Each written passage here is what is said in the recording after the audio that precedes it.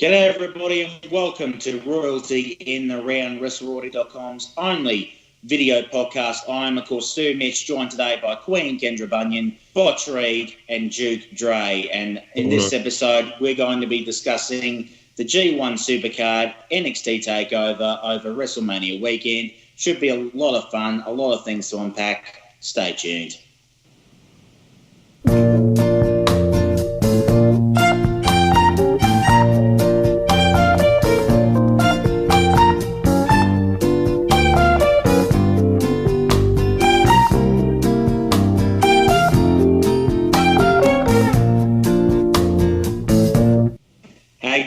Welcome back to Royalty in the Round. I am, of course, Sir Mitch, joined by Botch Reed, Duke Dre, and Queen Kendra Bunyan, and special guest, my mate PJ. Say hello, PJ.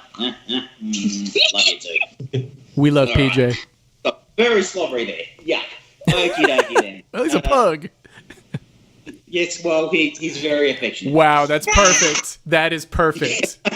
That was the shot right there. Affectionate in a different way. He's such a heel. Yeah. This dog is definitely a heel, let me tell you. Okay. In this episode, guys, we're going to be discussing G1 Supercard, that massive joint Ring of Honor New Japan show, Madison Square Garden, sold out. And, of course, we're also going to be discussing NXT TakeOver, pretty much every show that, well, not every show, but the big shows that happened during WrestleMania weekend. That's not WrestleMania, and we'll obviously be covering WrestleMania in a future episode. So, firstly, I just want to say I realise that maybe not everybody here watched G1, and if that's the case, you sorely missed out because it was a phenomenal show. I'm just going to run through a couple of quick things on the card and then get you guys' thoughts. The first thing I want to cover was the Honor Rumble, Ring of Honor's version of the Raw Rumble that they did on the pre-show. That was very entertaining. Lots of surprises. Obviously had King Haku was in the match as a surprise. Jushin Thunder Liger, his first appearance in Madison Square Garden. Nothing short of what a legend like he deserves. In the last year of his career, he's saying he's retiring next year, so that's a big feather in his cap. And obviously the big surprise coming at number 30 was none other than the Great Muta, and the pop that when the Great Muta came out was huge. Wow. I mean, they did a camera angle with somebody my age with his hands over his mouth. He was so excited, so happy. It was such a big thing. The ending of the match was classic. Muta and Liger were the last two people in the match, or so we thought. So we realised that Kenny King was pulling a Jerry Lawler, hiding underneath the ring for most of the match until he came out and eliminated them both. So, but it was fun. Muta red misted them afterwards, so that was fun. So, I'll just ask about this. Who actually watched the G1 before we actually start?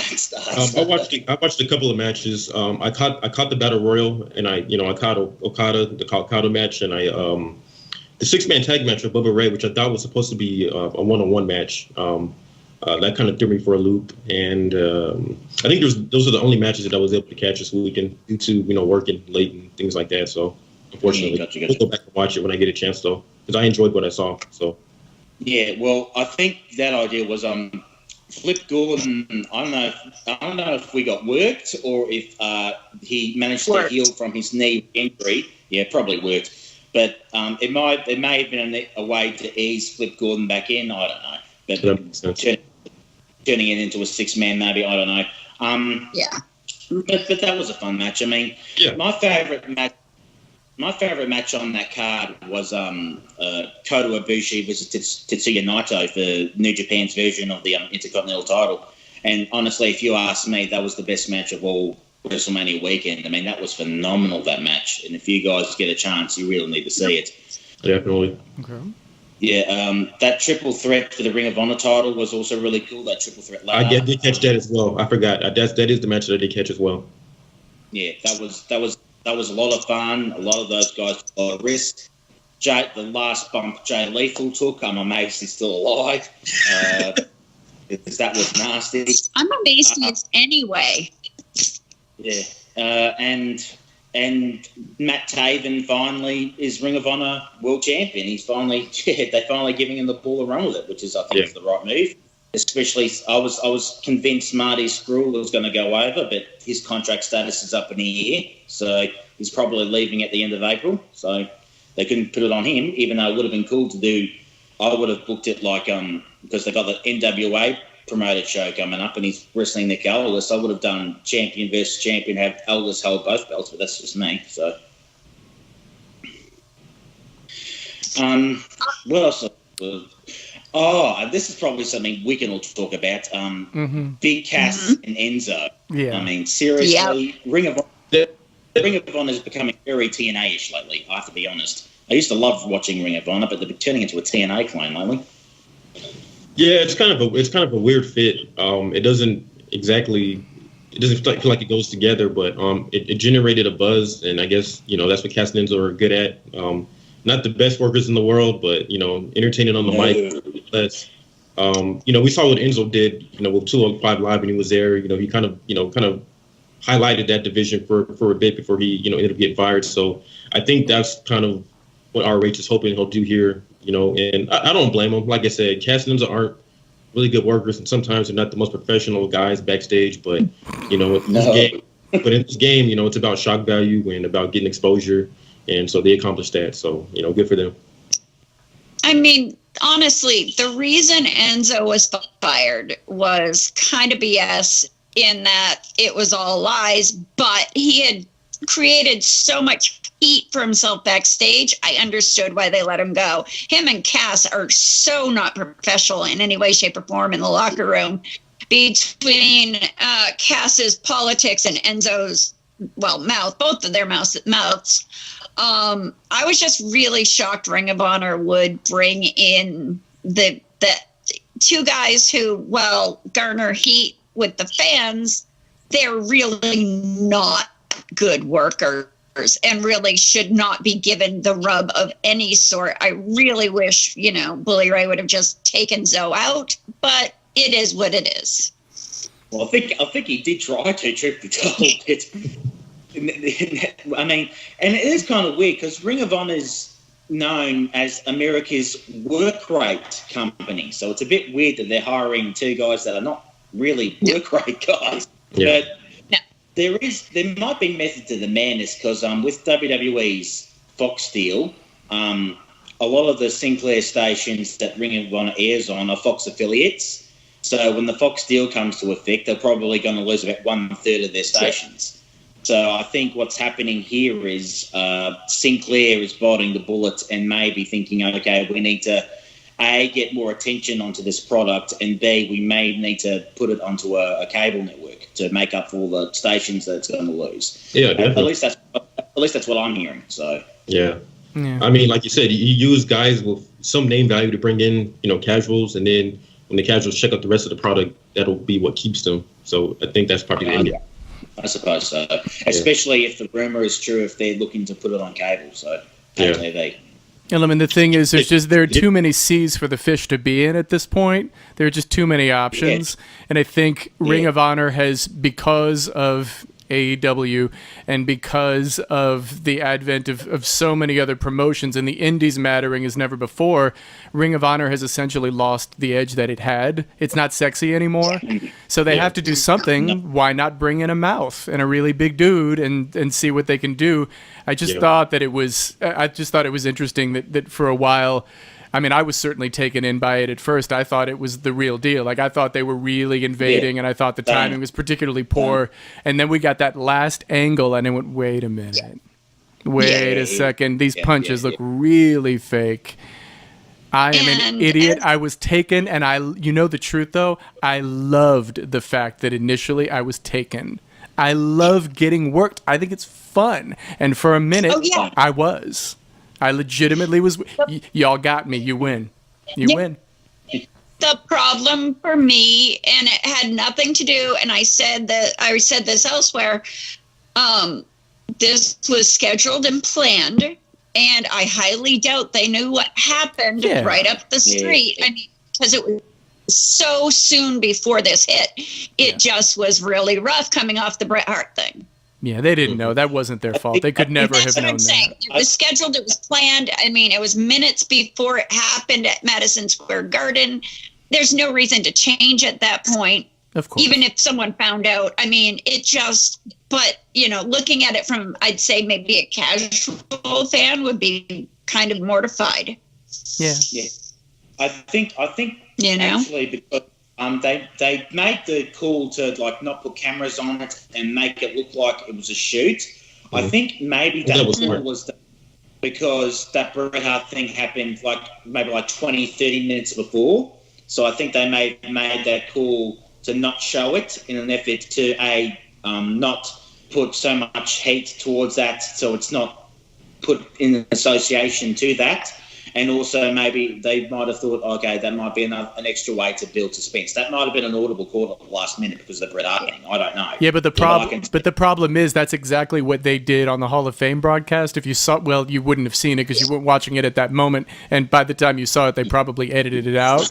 But they did the exact same thing. He ran into the ring, and all you could hear was Bret go, "Oh!" And then the whole thing went dark. So the problem with that, Mitch, is that they did exactly the same thing on the Hall of Fame broadcast, which just made it look all the more real. Mm-hmm. Yeah. But they probably didn't know that at the time. I'm sure. They thought it was a live broadcast. Yeah.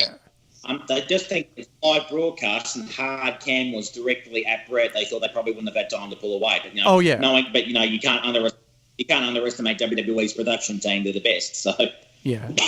No, agreed. It's nobody's fault. It was just kind of a series of unfortunate events. That's all. It's nobody's fault. Yeah, exactly.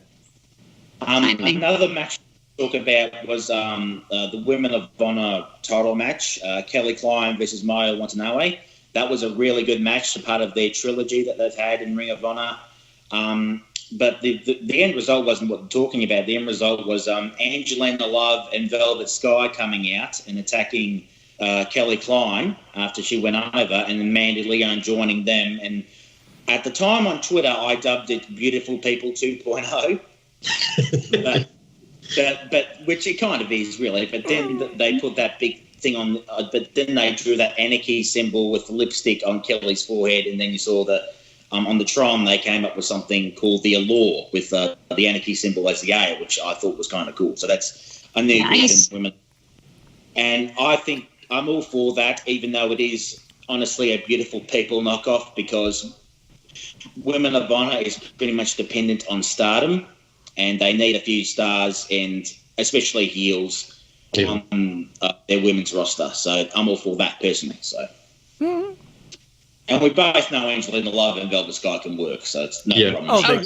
They can, and they have charisma for years. Yeah. I mean, they're so great together. Absolutely. Yeah. So does Mandy Leon, though. I think that was a perfect matching. So, I'm not as familiar with her, but the two of them are just fantastic together. So, yeah. Mm-hmm. Mandy Leon is like Eva Marie, except she can work. Let's put that. Oh, got it. Well done. All right. There's a lot of other things we can cover, but I think I'll just cover one more thing and we'll move on to NXT TakeOver.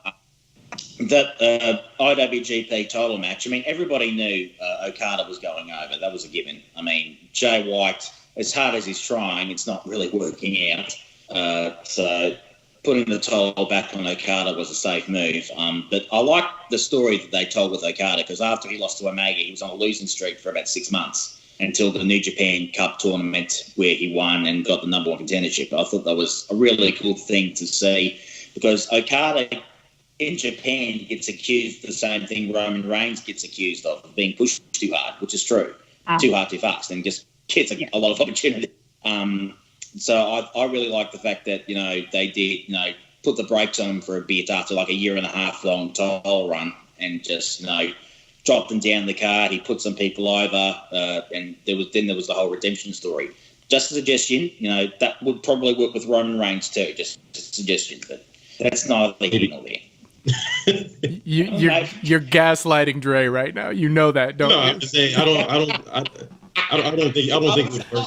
I admit I was secretly hoping I'd get a reaction from Dre. Of course. I'm not trying to gaslight, but I was secretly thinking ulterior motive. No, you're good, but I don't. We know. Think I think it's. Well, we'll talk about that later on the next show, but yeah. Yeah. I love this. Yeah. Dre is so lit right now. It's so funny. All right, I'm sorry. All right. Roman Reigns. NXT TakeOver New York. Obviously, NXT TakeOver is always still the show, always fun. Man. Dre, I'll start with you. What was your favourite match on NXT TakeOver? Yeah, I know. It's hard to do better. You know what? I'm gonna start by saying this. This was the best NXT takeover I've ever seen, and there's been some good, but this was the best one. But we say it every time. I know. Seriously though, this was the best one. It's hard not to. I would have to say the opener, the tag match. It felt like an action movie, like the scenes and the sequences and everybody breaking out these big moves and. What's the guy's name? I forgot his name. He's doing backflips off the rope and from Mormon. Oh, Ricochet. No, not him. The big guy. The big guy. Rowe. Yeah. Yeah, Rowe.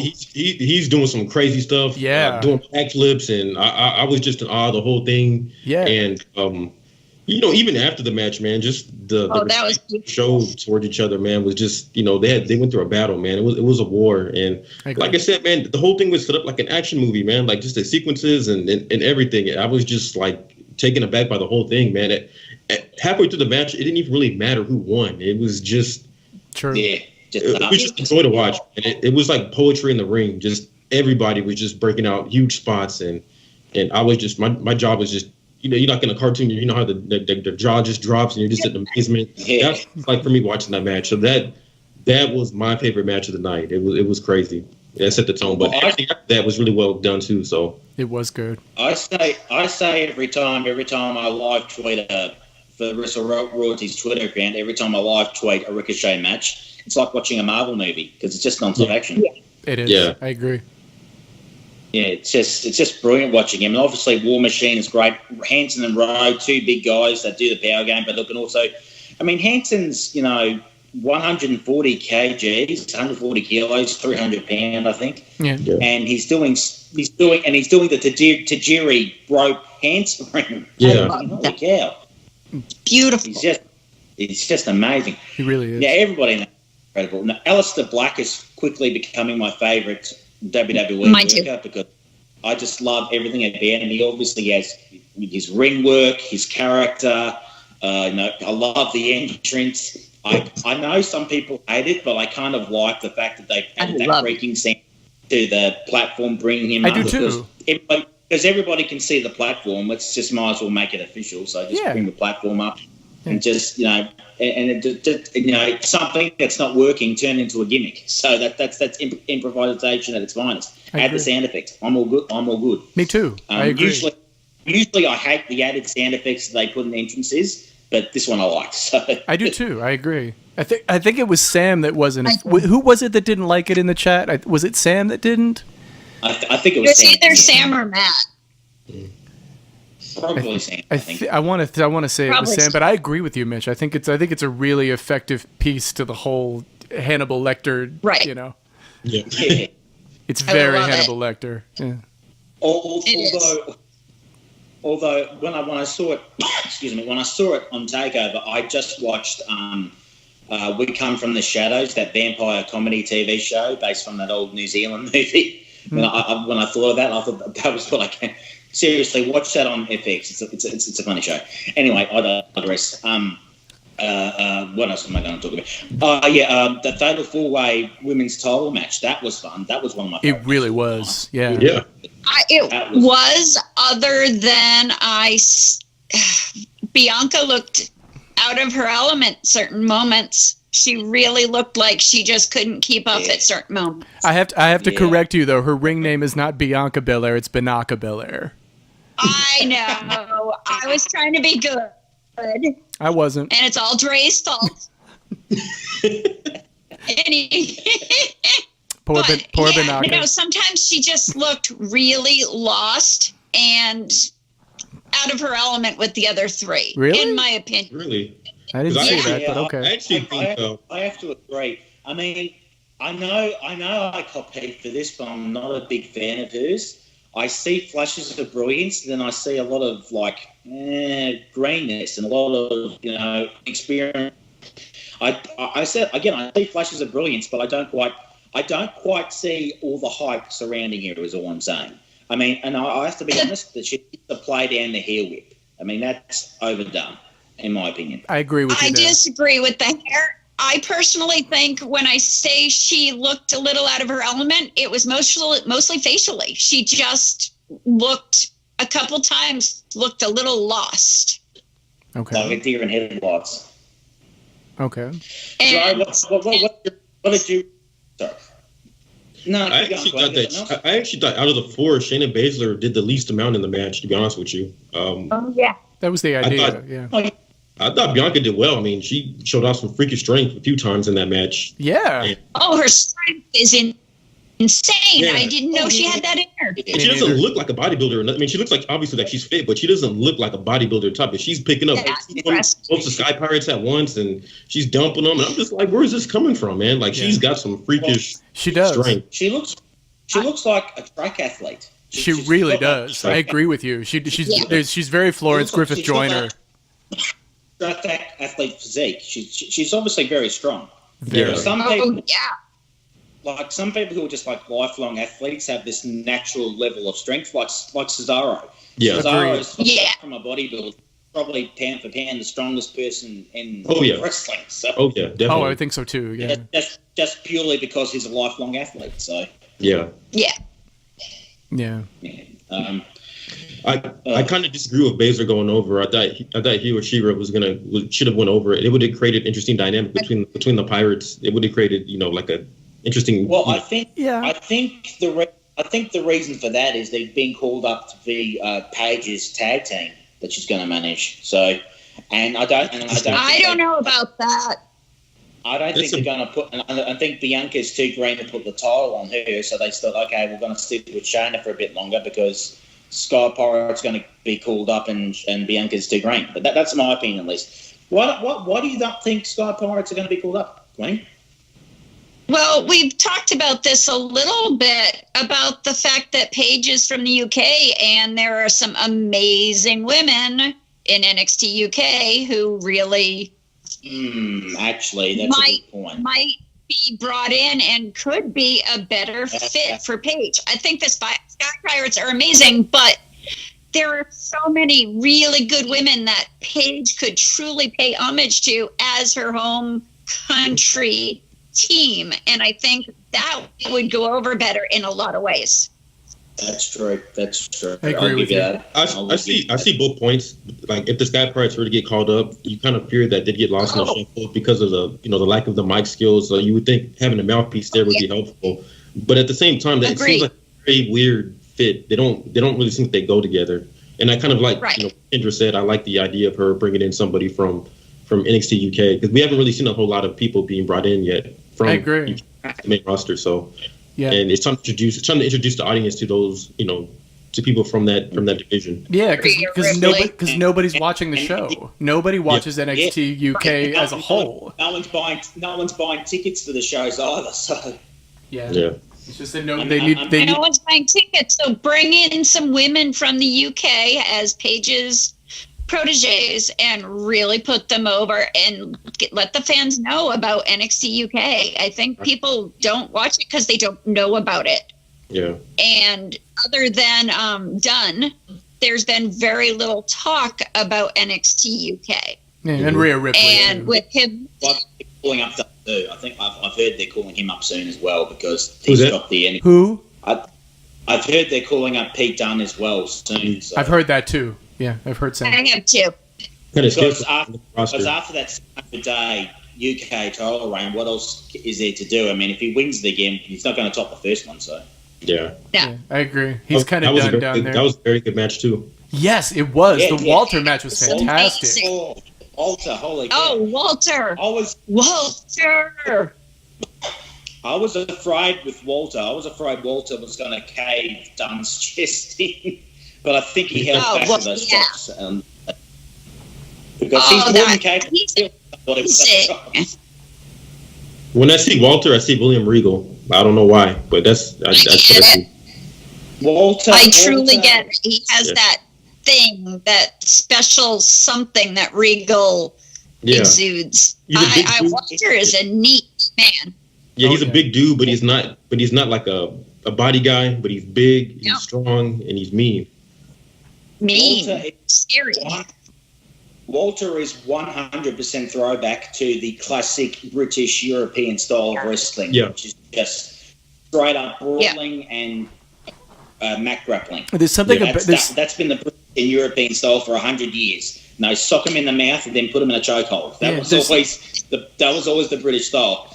These days, the British style has been fused with Japanese strong style, hence British strong style. Yeah. But that Walter is 100% classic British European wrestler, and I personally I love that style. I don't see enough of it, so I like to see I do too. And there's something about him that feels very Killer Kowalski too. I think. Yep. He just kind of goes in. He doesn't need a character. Doesn't need much of one anyway. He just goes in there and kills. I mean, really the whole match was an old school match. I mean, you had he done working the fingers and twisting his fingers all kind of different directions, and the whole thing was just it was a brutal match without being over the top. It was just physical, hard hitting. Yeah. Like I said, it was squeamish watching him twist his fingers back and bend them, and it was great, man. I loved it. I wonder if Skrull is thinking about suing for gimmick infringement because everybody's doing the finger spots. They really are. Yeah. Oh, please. They really are. I did that back in high school with Boys Who Get Fresh. No, but it's showing up more on wrestling TV than it used to. You have to admit that. It's kind of a new there. I'm saying it's a very old school move, which is where I got it from, was wrestling. Yeah, agreed. Still brought it back and repopularized it, though. Let's be fair. So you're saying Marty Scurll should sue Kendra Bunyan, is what you're saying? Yeah. Oh, yeah. Right, there you go. That makes more sense. Yeah. Well, I think the only matches of the cover was the NXT title match. I mean, that was... don't forget about Velveteen. I was just thinking Velveteen and Riddle. Velveteen Dream. Yeah. Dream. Oh, my gosh. That was my favorite match. Easy. That was good. Me too. The character work between the two of them and the story that Velveteen Dream tells in the ring is... You could put that up there with anyone, really. Anyone, anywhere. He's just fantastic at that. He really is. Velveteen actually... I don't know if anyone will agree with me. When it comes to ring psychology, working the character and working the ring, I get a Bret Hart feel from him. Yes, I agree very much. He just has that amazing character, and he knows what to do with it, and he knows how to make the moves work with the character and the psychology. He does. And so few have been able to do that as well as Bret Hart. There's very much a Jake the Snake Roberts thing with him too, because Jake was one of the first that we saw that when he would do promos, he didn't have to be angry man. Right. He would just insinuate his point and just make his point and dream over and gone. And Velveteen Dream does the same thing. He never yells. He doesn't need to. He understands the power of dialogue. It wouldn't fit his persona. It wouldn't fit him. That's true. Yeah. I mean, I thought it was funny. He thought it was it Adonis Creed or Apollo Creed that he came out as? Apollo Creed, yeah. Oh, yeah. Gotta love Rocky, man. Yes, you do. I was thinking Xavier Woods beat you to the point, mate, but never mind. No, it's okay. I figured that's what was going on. It's all good. Or Apollo Crews and Austin Creed. Yeah, I get it. Yeah. Yeah, okay. Yeah, that was a very, very good match. It really was. Velveteen Dream is quite good. I know for a fact Vince wants him called up like now, but Triple H wants to keep him there because he's a bit arrogant. I think that's well known that he's a bit overconfident and needs to be a little bit humble, and he needs to grow up a bit because he's still only like 22 years old. He needs maybe another year. But you know what the real problem is? Here's my fear, and I think Kendra and I have the same fear, actually. If he gets called up, does he get Tyler breezed into submission? You know what I mean? Right. Yeah. Because of Vince. Vince didn't create the character, so he's not Goldust, who was so over because Vince wanted him over because Vince helped create the character. He's Triple H's, and Vince is still... His jealousy is showing on whenever any of the best names have been called up. I mean, how little have we seen of Nikki Cross? True. That's true. We really haven't seen her much. Sanity as a whole, really, is just kind of... Sanity. Asuka, treatment. I mean, there's so many. Yeah, that's true. You're right. I agree. Yeah. Asuka's so confusing because it's like they go all in on her and then they stop, and then they go all in on her and then they stop again. Yeah, it's almost like a Dolph Ziggler thing. It's like they'll push for a while and then never Cesaro, mind. But yeah. Yeah. Cesaro I don't think we've seen the last of Asuka, but I don't think so. Sanity though, I'm really worried about them though. I am too. Who? Oh, Sanity. Yeah, exactly. Who? Yeah, I'm not too much worried about Asuka because I think her time will come back around again. But Sanity, I'm really worried about though. Yeah. I mean, I love EY. Part and parcel of it is obviously Vince just being Vince, but it's also the fact that they just have so many people on the roster now. Yes. I mean, they've signed so many people, and they're still trying to sign so many people purely so nobody else can have them and grow. And as a result, all these people are just essentially being paid to work out on the weekend.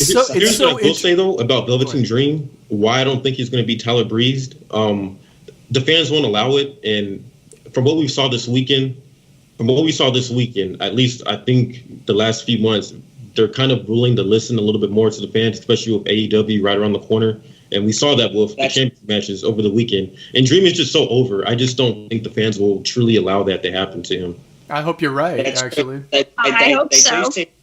They do seem to be at least trying to be more in tune with their audience now because of AEW, those other things. I mean, they fudged it up at the ending of Raw. They didn't listen to that. They did, but that's not long term. That doesn't mean anything. That didn't really bother me, honestly. You're right, but they didn't. It's the Raw after Mania. Surely they'd have to know. I mean, that's not going to go down well. I mean, if you wanted to do a winner take all tease merging both male single titles, do it the week after. Do it on Superstar Shakeup. That would be a cool thing to do, and then do the run in afterwards. I mean, that would have been a better time to do it. Personally, I knew there was going to be. I mean, I knew there was going to be a run in. I just didn't think it was going to be the Bar. I think that's what killed it for me is who ran in. It made no sense. Yeah. What do you guys think about Matt Riddle's performance? I thought he did really well. I did too. He was really good. I was too. Yeah. I was quite impressed.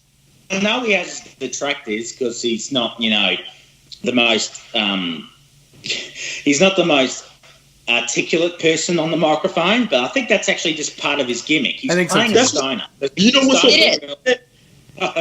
that's just playing. Yeah. He comes off like this California surfer stoner dude, like real chill and laid back and just kind of nonchalant. And then when he gets in the ring, he's like super aggressive. It really throws me off sometimes. But the interesting thing is the whole point, though. But if you watch his 24 special on the WWE Network, which I hear you can get for $9.99 a month, it's actually, I know, right? Shocking, but it's an absolutely fantastic show, and it shows you who Matt Riddle really is.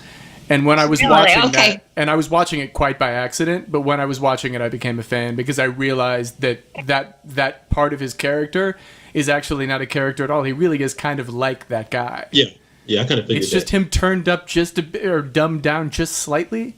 And it's actually kind of interesting to see the nuance-filled differences between the character and the human being. Plus, he really did hard time on the indies, too. Like, he really got good at his craft before he showed up in NXT. So I respect that. I'm actually a fan now. I wasn't at first, but I get it now. So I was wrong. I'm sorry. I'll check it out. It's really good. I think you would really like it.